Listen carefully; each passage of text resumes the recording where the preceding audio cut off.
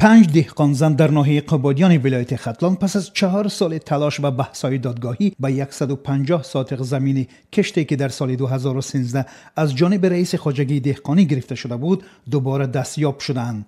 دهقانزنان تاجیک میگویند که در این راه آنها را یک برنامه امریکایی لایحه عاید بر رشد بازار حقوق استفاده بری زمین به خاطر آینده تاجیکستان کمک کرده است.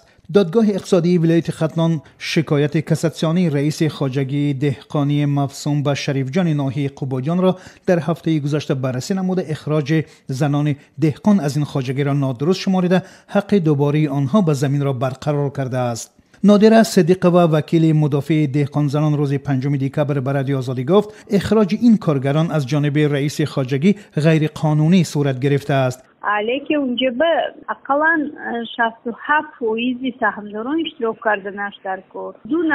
8 نفره از هیئت خواجگی خارج کرده سهمش از خود کرده. مدومر نورماتوف مسئول وابسته به وسایط اخبار عمومی لایحه عاید بر رشد بازار حقوق استفاده بری زمین به خاطر آینده که از جانب یوساید یا آژانسی همکاری های بین المللی امریکا سرمایه گذاری می شود در صحبت با رادیو آزادی گفت وقت زنان جلب دیده به سمینار در چارچوب لایحه دعوت شدند و با وضع آنها متخصصان لایحه آشنا شدند تصمیم گرفت شد که از آنها حمایه همه جانبه حقوق صورت بگیرد.